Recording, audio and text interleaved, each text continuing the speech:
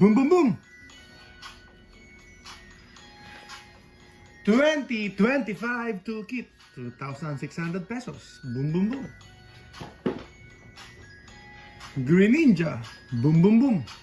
Siguro pwede sa 7.3? 7.5? Oh, hindi ko alam. Boom, boom, boom. Magandang araw po sa inyo lahat mga kababayan ka-Pokemon. Samahan niyo po kami, live tayo ulit. Episode 29 ba? 39? Ayan, episode 39. Let's grow, mga kababayan ka-Pokemon. Boom, boom, boom. Ayan, si Sir JF. Salamat po. Salamat po sa patuloy na pagsubaybay. Kung wala po kayo, wala po ako. Salamat po. Salamat po. Kaya po tayo nandito dahil sa inyong pagsubaybay, sa inyong pagkatsaga. Salamat po sa ating mga followers. Boom, boom, boom. Mula po sa Luzon, Visayas, Mindanao, at syempre hanggang sa Pluto, hanggang sa Moon. Kumusta po kayo, mga kababayang ka-Pokemon? Syempre yung Pokemon hindi naman existing yan. Kaya ano yan, kata, imagination, di ba? More on imagination. Kaya nasa fairyland yan. Nasa Pluto yan, nasa Pluto. Boom, boom, boom! Kaibigan, kababayan ka Pokemon, pasensya na po kahapon ay hindi po tayo nakapag-live. Medyo super napagod na, kaya ito, babawi tayo ngayon, mga kaibigan. Kumusta po? Kumusta po kayo? Tuloy-tuloy lang po tayo, mga kababayan ka-Pokemon. Marami tayong magic. Marami tayong magic. Pero sana, sa totoong buhay, may magic po tayo sa packs. Sa packs man lang. Ayan, para naman makapull naman tayo ng something. Ang napupull natin ewan yung mga napupull natin Dapat something din naman. Mga kababayan ka-Pokemon, let's go! Sabi po ni Sir Reggie. Salamat po. Nakita po ang inyong munting lingkod. Pokejess ng Jessra Trading. Meron pa tayong Destiny Rivals 650 yan. Sword and Shield, Charizard UPC. Kunin nyo na po habang available pa. 30 mil. At pakonti ng pakonti ang ating prismatic bundle kasi nabibenta po natin at binubuksan natin. Sa kasamaang palad ay tuloy-tuloy lang din po tayo nagbubukas. Siyempre, si Pokejess, ang Pokerev ng Pilipinas. Boom, boom, boom! Yun siguro ang end goal, di ba? Yun siguro ang end goal. Magbubukas sa dami ng Pokemon natin, sa laki ng potential ng Pokemon natin, or meron na po tayong gain or profit sa Pokemon. Pwede na tayo mag-open ng mga mamahaling packs, ng mga exclusive and vintage products ng Pokemon. 'Di ba? Kung kaya na ng budget. Kaya samahan niyo po kami hanggang yung Mission Impossible na ito ay kahit paano maabot kamay. Kahit na napakahirap, napaka-imposible. Lahat naman ay nagsisimula sa mababa. Especially po sa atin. Kaya tuloy-tuloy lang tayo hanggang makapag-open tayo ng mga really expensive packs. And then, so on and so forth, continuous at consistent po yung mga pag-open natin. Just for fun and for others to enjoy as well sa mga content natin. Ayun, maliban sa nag-open tayo ng packs, nagbibigay tayo ng konting tips, ng opinion, ng konting guidance, especially po sa mga new sa hobby, yung mga nagpapasimula pa lang, yung hindi nila alam ang gagawin nila or hindi po nila alam ang bibili nila.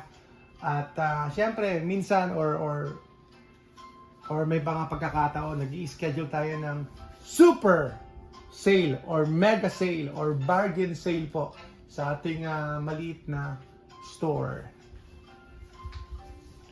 Ang topic po natin ngayon ay old sets. Wag po kayo masyadong mahumaling sa mga newer sets. Although, sa mga newbies, di ba, sa mga kakapasok lang sa hobbies, sa hobby na ito, ay lagi po newer sets. Yan, lagi po yung kare-release lang yun ang gusto natin. Mega Evolution, especially Phantasmal Flames, kasi bagong-bago lang. Ascended Heroes, kaka-release lang, Ascended Heroes, pero unfortunately, limited po yung release. Kaya, yun po ang laging inuuna natin, yung lagi ang gusto natin. Gusto natin ma-experience ito, gusto natin masubukan yan. Pero, when it comes to sealed products, when it comes to collection, when it comes to rarity and potential, ay meron pong potential palagi sa older sets. Sa mga sets po na lumipas na po. At least mga 2 years old or 3 years old. Sword and Shield sets at saka itong SV era ay meron mga sets dyan na sa tingin ko it's not bad at all na magsimula po tayo doon, especially po as sealed or as a collection, including cards, including raw cards, including graded cards, and then syempre yung mga sealed products, old sets. Ulitin ko po, grabe po ang pagkakaiba, malaki po ang pagkakaiba, lalo na kung kayo po ay atat, lalo na kung kayo po ay nagmamadali palagi, or importante sa inyo ang panahon ng oras. Yung hihintayin mo yung isang item, grabe, yung hihintayin mo yung isang item ng 1 year bago siya mahinog or bago siya mag-mature na gumanda yung presyo or tumaas ang presyo or gumalaw yung presyo niya, tumaas yung presyo niya. 1 taon, napakatagal ng 1 taon. Lalo na po kapag kailangan mo yung budget, kailangan mo yung pera. Yung 1 taon po na i-hold mo yung isang product ay iba. Lalo na po sa nagsisimula. Medyo lagi kang sinusundot. Ayan, pakiramdam mo lagi ang kinikiliti. Ay, benta ko na ba to? Hindi pa naman tumataas. Benta ko na to. So, ganun palagi yung natin, yung psychology natin. Kaya ako, medyo lamang na ako sa iba, sa inyo. Kasi syempre, nag-turn around na po yung mga products natin. Kasi nauna po ako sa marami, especially po sa mga newbies. Nauna po ako. So, mag-iikot na po yung products ko. Iikot na po yung collection ko, mga kaibigan. So, mas lamang ako. Pero, sa mga nagsisimula, wag po kayong masyado mag-focus sa mga newer sets. Kasi yan ang gusto ng mga tao. Yan lagi tinatanong sa akin. So, mas magandang tignan yung collection ninyo ay nasa old side. Especially po kapag, lalo na ngayon, medyo okay pa yung presyo. Hindi pa po masama. Ang masamang presyo ngayon, to be honest, ay syempre yung mga newer sets. Grabe yung newer sets. Imagine nyo, Destiny Rivals, sobrang mahal. Destiny Rivals, magkano na yan? Mataas na po yung Destiny Rivals. Sa booster box, sa Phantasmal Flames, mataas na yung Destiny Rivals. Almost double MSRP na yan. Almost double sa iba. And then, same thing with Mega Evolution. Kaya kung pwede tayong pumunta doon sa mga medyo older, yung meron ng time sa kanyang belt, then better yun. Like Silver Tempest, nababaliwala itong Silver Tempest. Nababaliwala yung Silver Tempest, pero kung tutuusin, yung Silver Tempest compared sa Destiny Rivals ay hindi na po masyadong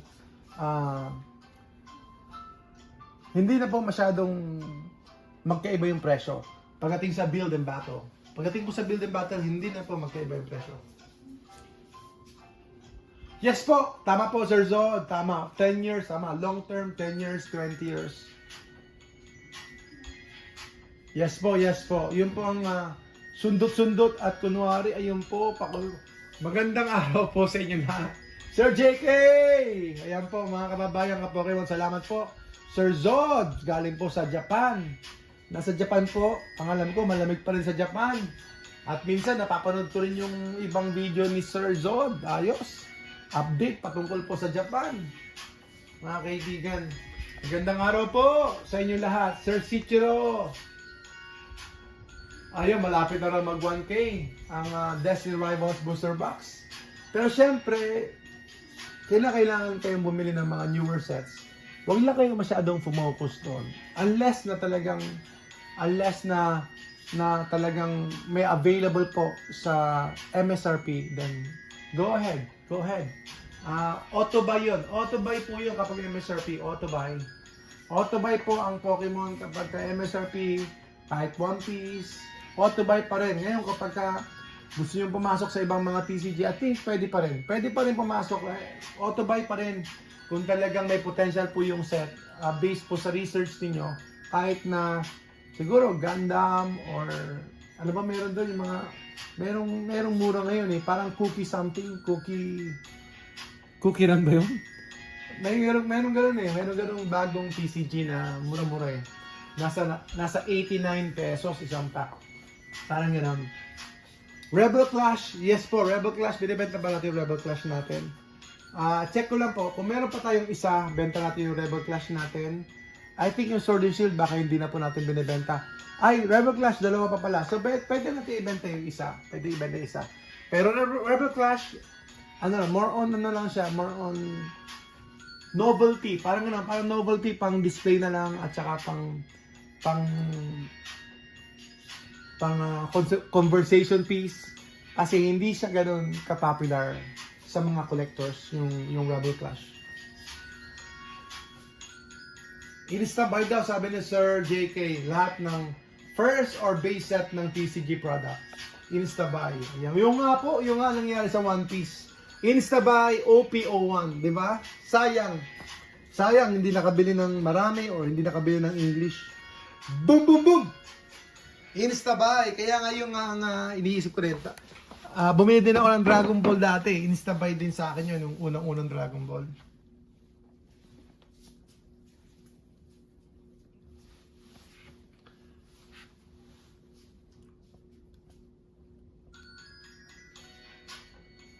Yes po. Yung may potential po na, halimbawa, pag Diego, hindi pa masama yung presyo nito. And then, considering yung mga booster box at saka Pokemon Center, especially nung December sana, bumaba po usually lahat. So, nag-bottom po ang Pokemon nung around December, last week of December, around there. Mga kaibigan. Boom, boom, boom! Okay, let's go! Tara na! Gcash muna tayo, pamigay muna tayo sa ating mga kababayan. Ako rin po, Sir JK, nag-secure lang ako ng GDO1, isa lang na GDO1. Hindi naman kasi natin alam kung ano talaga ang mangyayari. So, we just have to be, in a way, parang may idea po kayo kung ano pong allocation nila dyan. Ilang percent ang nabibigay ba nila yung 50% sa One Piece? Baka may idea po kayo. O kaya kayo sa Pilipinas, sa mga kababayan natin dito, baka meron kayong idea sa allocation ng One Piece. Kung ilang percent. Sigurado yung iba may mga idea. At syempre magbabago ngayon, depende sa printing capacity ng One Piece, and then ng Bandai, and then sa hype or sa demand po na umaaligid-aligid ngayon sa One Piece TCG. Ang alam mo, bumaba yung OP13. Parang may malaki yung pagkakababa ng OP13. Pero okay lang yon kasi that's part of it. Mahal pa rin. Sobrang taas pa rin, mga kaibigan.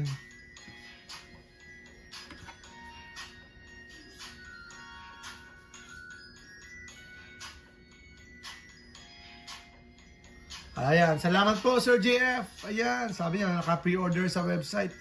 Sure.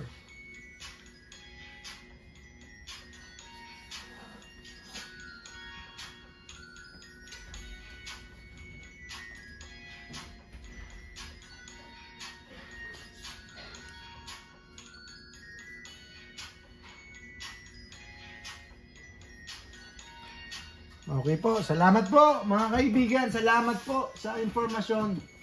Salamat po mga kababayan ka-Pokemon, tuloy-tuloy lang tayo. Okay, bubuksan natin. Ayun, sige, subukan natin yung yung toolkit Yung toolkit, subukan natin magbukas ng toolkit ko. Ano yung pinakamasamang toolkit yung mabubuksan natin? Toolkit 2025 toolkit. Paubos na po ang ating toolkit ngayon. Paubos na po. Yung isa. Yung isang toolkit ko, ano yung pinakamasama? Ano yung pinakamasamang toolkit? Ano yun? Cellphone? Ah, may cellphone na ano.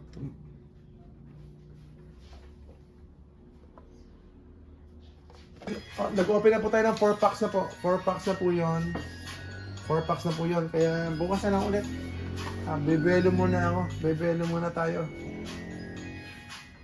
Meron tayong Lorwin packs. Kung gusto niyo pong umorder yan, buy packs. Hindi ko lang po alam ang presyo. Ngayon, check niyo po sa ating online. Nasa Shopee po tayo. Nasa TikTok. So, pwede niyo po kami i-PM if you have any concerns. Ito po ay for sale din yan, Edge of Eternities. At yun po yung ating Spider-Man. May Spider-Man po tayo. Andun, Spider-Man. And then MTG na mga packs. For sale po yan. From the booster. From the booster po yan. Ayan. Basta binuksan ko lang. And then benta na natin. How much Prismatic Evolution CTB? Sa tingin ko po, pwede ko ibenta ng 8,300. 8,300 po. Itong ating Prismatic ETB. Ito lang po ang for sale natin, tatlo. Yung tatlong nasa baba, for sale natin. Yung lahat ng nasa taas, hindi na muna natin binibenta. Actually, yan po ay prismatic po ng aking anak. Ayan, ng aking anak, sa kanya po yan. Ito po ay 8,300. 8,300 po ito. So, ito po yung prismatic ETB. Not bad, hindi po masama, Hindi po masama, mga kaibigan. So, 8-3 tayo. 8-3 tayo sa ating prismatic ETB. At yung mga later na mga destined, later na mga SB era sets ay akyat baba yung presyo, akyat baba, so nagka-fluctuate pa siya. Hindi na masama yung mga presyo nila kung makakachamba po kayo ng below 5,000. Kung may makakachamba kayo ng below 5,000, then hindi na masama, considering na ang SRP niyan ay sa Pilipinas is nasa 4,000. So, hold, para tayo mag-hold. Discipline lang. At syempre, don't forget, dapat marunong din tayo mag-release siguro. Mag-release, magbenta, mag-take profits. Along the way, we should take profits as well. Along the way, hindi lang yung hold palagi. We should take profits. Bakit po tayo mag-take profits? Ayan, episode bukas, taking profits. Ayan, taking profits. Ayan, maganda rin sa episode na yan bukas, taking profits. Ayan, mga kaibigan, mga kababayan ka Pokemon.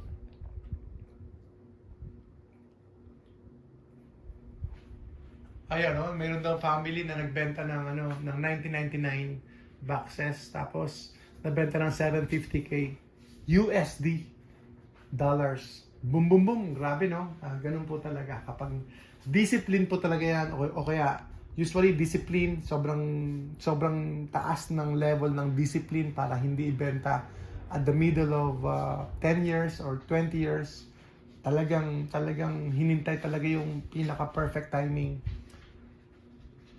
So, discipline po talaga yun, or pangalawa, nakalimutan. O kaya na-misplace, tapos after decades, saka pa lang nahanap. So, I think yun yung mga great story na narinig ko rin sa YouTube or kung saan-saan sa social media na after decades, nahanap nila yung long-lost collection ng kanilang grandfather or ng kanilang mga ancestors.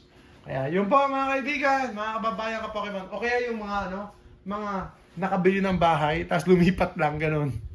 Ayun, nakabili ng mga bahay ng mga matatandang tao, ay mga matanda, na hindi nila hindi nila kakilala, pero nakabili sila ng bahay. May mga ganung kwento eh. Tapos nakita nila may mga collection pala na nakatago. So, yun po mga kaibigan, sana mangyari sa inyo yan para may kwento, no? Meron tayong Meron tayong true to life, real life experience. Ayan, salamat po mga kaibigan.